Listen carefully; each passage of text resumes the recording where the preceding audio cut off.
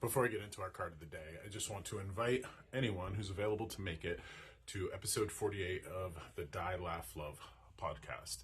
It's happening tonight, 7:30 p.m. Eastern Time. You can find that link on my website.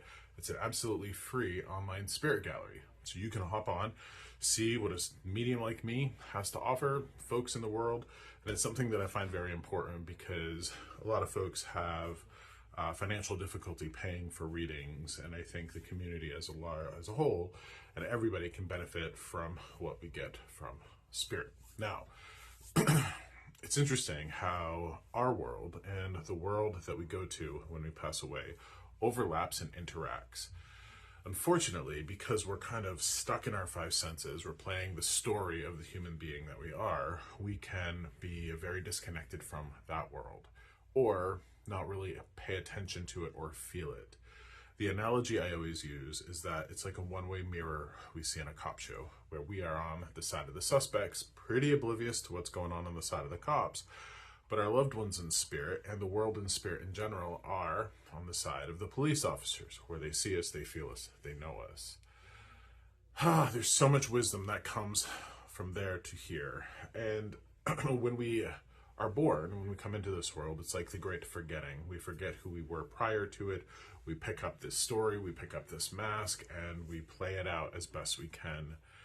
And then when we pass away, it's the great remembering. We remember all of our past lives. We remember the whole point of this life-death thing that we all go through.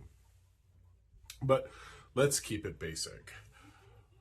One of the thoughts that I had today was just miserable people. There are some miserable people in this world. And I don't want to blame them for it. I don't want to judge them for it, because I think there's a lot of reasons why we're all miserable, or we can be miserable.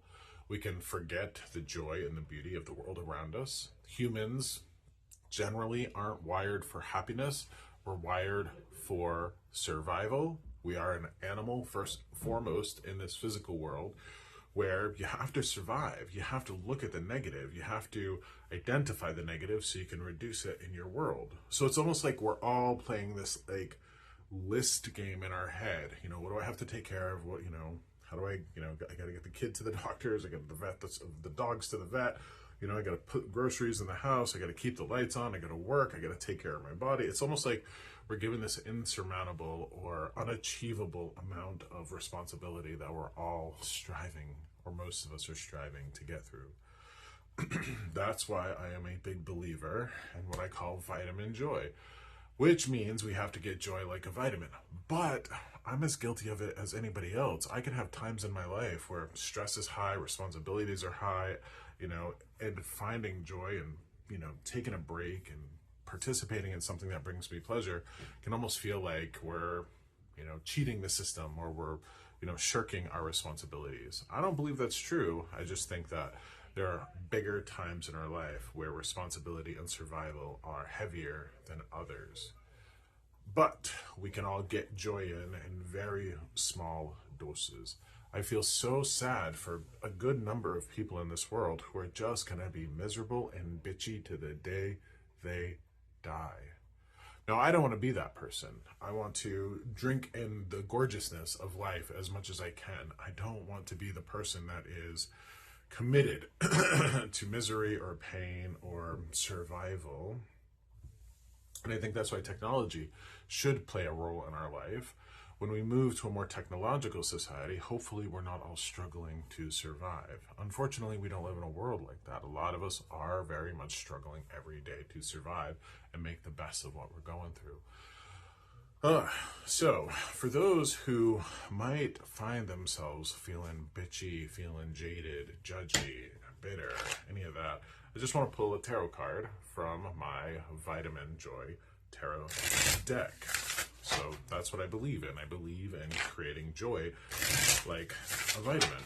Now, some of you out there are actually vitamin joy walking. You are bringing joy to the world. And I try my damnedest, but like I said, we're all humans and we all have better days than others. So I know this message that I'm about to pull on this card is as much for me as it is for anybody who's struggling right now. So remember, life is good, but here's the message that tarot wants us to hear. The Empress. There's my Empress card. So this is abundance. This is fertility. This is, this is motherhood. Now, moms, it's interesting. Moms are the bullshit hunters. They are. They're good moms. Not all moms are good. Not all dads are bad. Not all dads are good. Not all moms are bad. But moms who take their responsibility seriously, well, they are the preeminent bullshit hunter. They want to minimize bullshit in the lives of their loved ones as much as possible. Generally speaking, in all the Empress cards, we have a crown there. I always like to think of when the Empress shows up, heavy is the head that wears the crown. And if you're the Empress of your life, if you're taking care of your life and you are absolutely committed to reducing all the bullshit in the lives of your loved ones, remember, heavy is the head that wears the crown. Now, in the conventional Rider-Waite-Smith deck, the conventional deck that most people associate with tarot, we're going to see the Empress on a bunch of pillows and a bunch of lounge, like she's lounging. Well, that's again a reinforcement of that heavy is the head that wears the crown. I get that life is hard. I get that life is tough. I get that you are ruling your kingdom as much as you can, but I want you just to remember that everything that you're struggling with, there's a point to it. That your efforts, even though you might have people in your life that aren't acknowledging your efforts, if your life is better because of these efforts, pat yourself on the back. Know that it's worth it. But also, this life was not given to us as a gift to be the jaded, judgy, bitter bitch. And if you're finding yourself like that, you have to wonder, what does your body need? What does your mind need? What does your heart and spirit need? Get in that joy as much as possible, because it is a vitamin. You're not wired to find it. Just like you're not wired to create vitamin C or vitamin D in your body, you're not wired for joy. You're wired for survival. That might explain why you're a little judgy, bitchy, jaded, bitter. So all my love to you. Let's tune in tonight at 7:30 p.m. Eastern Time to see what Spirit has to say and who gets a reading. And I'm bringing a special guest along for the very first time in the podcast history. All my love to you. Find that link, find my readings, find my books, all of that good stuff on my website at joshsimons.com.